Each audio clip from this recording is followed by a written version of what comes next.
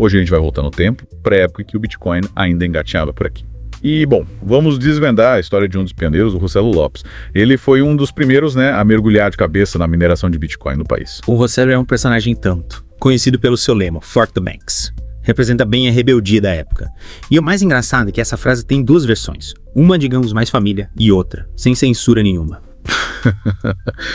Pelo jeito, essa Deep Dive vai ser épica. A gente vai ouvir histórias incríveis sobre como tudo começou, como o Rossello acabou recebendo os primeiros Bitcoins como pagamento de uma dívida, e, bom, até sobre as aventuras dele tentando minerar com milhares de placas de vídeo. Preparem a pipoca. Nos anos 2010, olha, você podia contar nos dedos os entusiastas de criptomoedas no Brasil. A maioria das pessoas nem sabia o que era Bitcoin. Quem dirá imaginar o potencial da tecnologia, né? E foi nesse cenário que o Rossello recebeu 1.105 Bitcoins como pagamento de uma dívida. Dá pra acreditar. Ele mesmo conta que na época não fazia ideia do que era aquilo. Chamava de moeda mágica da internet. E essa história é simplesmente sensacional. Para entender o valor daqueles Bitcoins, o Rossello viajou para Tóquio. O objetivo, vender tudo na Indian Gox, uma das primeiras corretoras de Bitcoin que existiu. Mas, chegando lá, ele teve um estalo. Percebeu o potencial da moeda e, em vez de vender, adivinha, comprou mais Bitcoin. Que visão, né? Naquela época, com Bitcoin valendo centavos, ter a coragem de investir ainda mais. Mas Indian Gox não era aquela corretora que faliu. Exatamente. Infelizmente, a Indian Gox teve um fim trágico. Mas isso é assunto para outro Deep Dive. Voltando ao Rossello, ele admite que, no começo, se achava o gênio da lâmpada, achando que podia melhorar o código do próprio Satoshi Nakamoto, o criador do Bitcoin, né? Mas durante a primeira conferência latino-americana de Bitcoin em Buenos Aires, ele teve uma verdadeira epifania. Percebeu a genialidade por trás da natureza descentralizada do Bitcoin e a complexidade do sistema. E foi aí que a aventura na mineração começou para valer. O Rossello, uma empolgação de sempre, comprou 5.000 placas de vídeo e montou a operação na fazenda do sogro, no interior de São Paulo. Dá para imaginar o desafio, calor, umidade. Sem falar na desconfiança da família e até da polícia, ninguém entendia o que ele estava fazendo. A família até achava que era plantação de maconha. Imagina a cena. E a polícia? Por que foi investigar? O consumo de energia era tão alto que chamou a atenção, a polícia foi lá achando que ele estava roubando energia. Mas, no fim das contas, essa experiência serviu para ele aprender muito, inclusive sobre termodinâmica, para conseguir controlar a temperatura das placas de vídeo. Parece que ele virou expert em refrigeração de placas de vídeo, né? Mas e aí?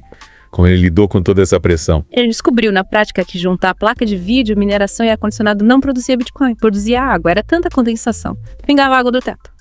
Mas ele não desanimou, viu ali a oportunidade de aprender e melhorar a operação. Depois do batismo de fogo na fazenda do Suguá, o Rossello decidiu que era hora de expandir a operação. Em 2015, ele se mudou para o Paraguai, mais precisamente para a Cidade Oeste, em busca de energia mais barata e em maior escala. Faz sentido, a energia é um fator crucial na mineração, né? E como foi essa mudança para o Paraguai? Ele montou a maior mineradora da América Latina na época. Negociou diretamente com o governo paraguaio. Teve que lidar com a instabilidade da rede elétrica até explodir uma subestação, sem querer. Ele acabou ajudando a melhorar a infraestrutura elétrica do Paraguai. Parece que ele tem um toque de Midas ao contrário. Onde ele põe a mão, a energia dá problema. Mas, falando sério, essa fase no Paraguai marcou uma nova era para a mineração de Bitcoin na região, certo? Com certeza. Mas também trouxe novos desafios.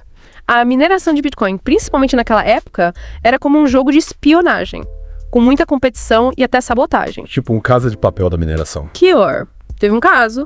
Um grupo de russos invadiu uma mineradora no Paraguai, sequestrou os funcionários por 3 dias para minerar para eles. Depois, simplesmente pegaram um voo de volta para a Rússia, como se nada tivesse acontecido. Que história absurda. Parece até roteiro de filme. E o Rossello, como se saiu nesse cenário? Ele teve que lidar com todo tipo de problema. Funcionários desonestos, falhas de segurança nos equipamentos.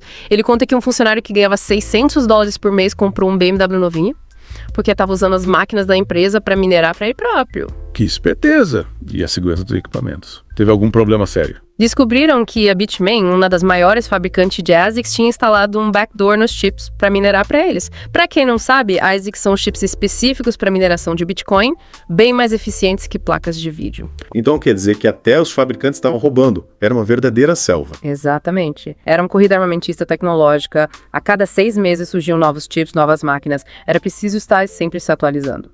Nesse cenário caótico, o Rossello chegou a ter um controle significativo da taxa de hash do Bitcoin.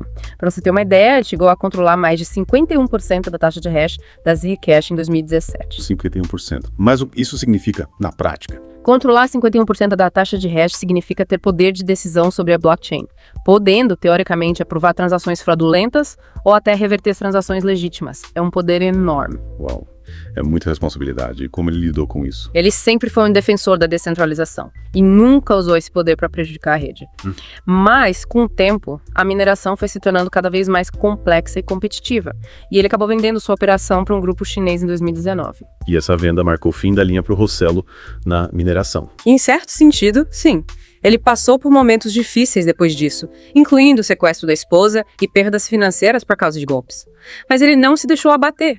Usou essas experiências para criar soluções que ajudassem outras pessoas. Que história de superação. E como ele canalizou essa energia para ajudar os outros? O que ele fez? Uma das maiores preocupações do Rossello é a privacidade nas criptomoedas. Ele passou por uma experiência traumática com o sequestro da esposa, onde os sequestradores sabiam que ele era um minerador de Bitcoin. Isso fez questionar a segurança das blockchains transparentes, onde todas as transações são públicas. Faz todo sentido se preocupar com a privacidade nesse contexto. Imagina o risco de ter seus dados financeiros expostos dessa forma, principalmente em um país como o Brasil. Exatamente. Ele defende a ideia de que blockchains totalmente transparentes não são adequadas para adoção em massa, principalmente em países com altos índices de criminalidade. Ele acredita que a privacidade é fundamental para que as criptomoedas sejam usadas no dia a dia, sem medo de se tornar alvo de criminosos. Ele acredita que a mineração de Bitcoin será dominada por grandes empresas e governos, com os mineradores individuais se tornando cada vez mais raros. Seria o fim da mineração como conhecemos. Um cenário meio distópico, né? Pode parecer, mas ele não vê isso como algo necessariamente ruim. Ele acredita que a tecnologia vai continuar evoluindo e novas soluções vão surgir para garantir a descentralização.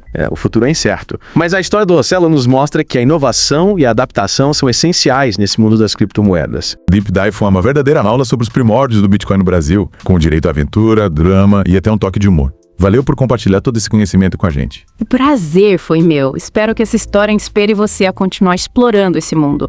O futuro das criptomoedas promete ser ainda mais emocionante. Imagina uma moeda digital para o sistema prisional.